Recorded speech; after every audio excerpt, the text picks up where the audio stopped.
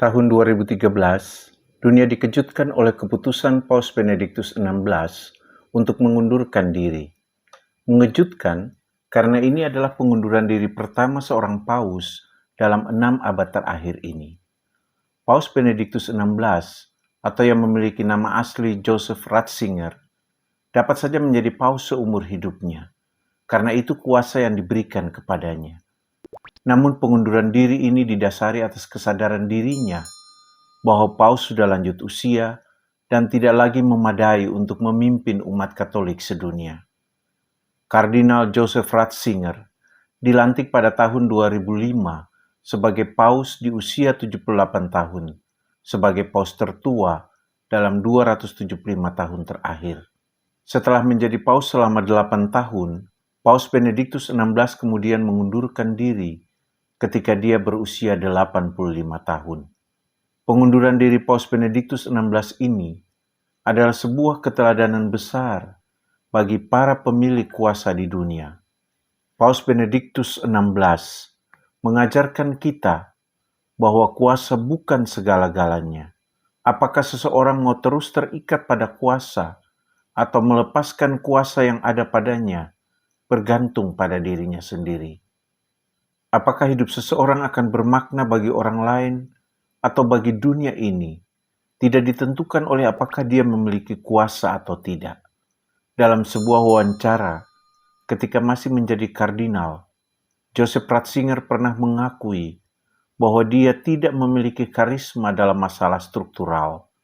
Pengakuannya ini diulangnya kembali dalam wawancara untuk buku Last Testament yang diterbitkan tahun 2016. Dia mengakui bahwa tata kelola pemerintahan bukanlah keahliannya, dan ini adalah kelemahannya. Alasannya adalah karena pada dasarnya dia adalah seorang teolog dan akademisi. Dan itu yang menjadi passionnya, yang menjadi kekuatannya. Karya-karyanya di bidang teologi sangat diakui.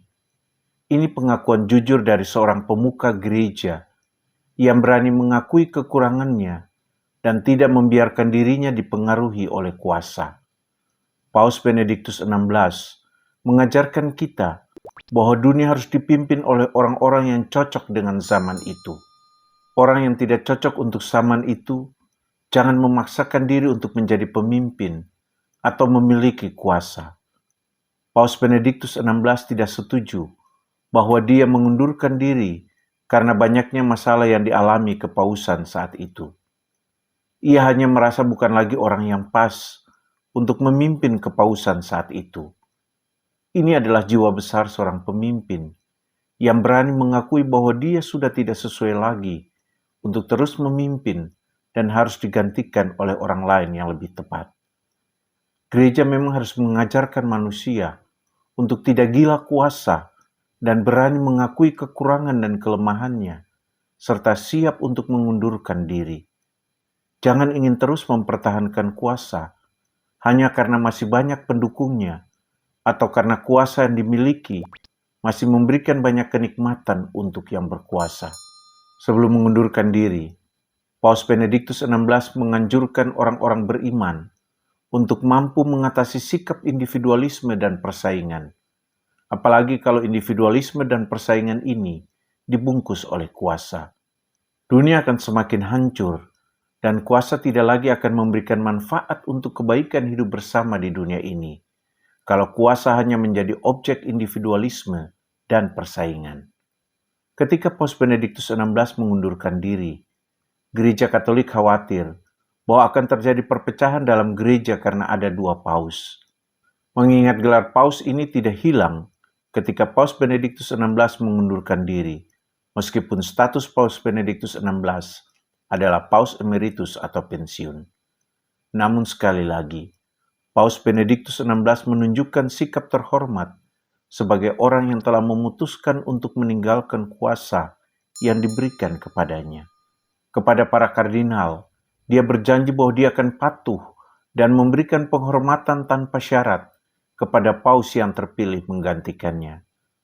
Paus Benediktus XVI memilih untuk lebih menghayati kehidupan imannya dan menjadi tempat memberi nasihat spiritual untuk mereka yang membutuhkannya.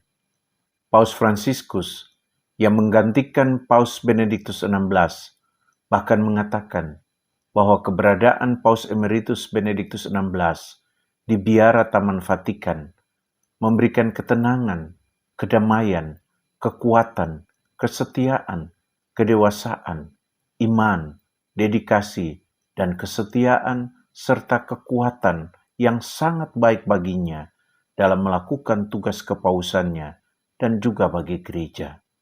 Paus Emeritus Benediktus XVI sebaliknya meresponsnya dengan mengatakan bahwa dia justru merasakan kebaikan dari Paus Fransiskus di tempat dia tinggal, dan baginya dia merasa terlindungi. Karena itu dia berdoa untuk Paus Fransiskus agar dapat menuntun orang beriman di jalan kerahiman menuju kepada Yesus Kristus dan Tuhan. Ini adalah sebuah keteladanan yang penting untuk para pemimpin. Kini Paus Emeritus Benediktus XVI telah sungguh-sungguh mengakhiri tugasnya di dunia ini ketika di 31 Desember 2022 dia menghembuskan nafasnya yang terakhir. Tetapi keteladanan imannya dan keteladanan dalam hal menyikapi kuasa merupakan sebuah legasi dan warisan yang tidak ternilai bagi para pemimpin dunia dan juga semua umat manusia. Sikapnya terhadap kuasa mengingatkan kita kepada Yesus Kristus yang memilih untuk disalibkan demi menyelamatkan semua umat manusia ketimbang mengaku bahwa dia adalah Mesias dan Raja.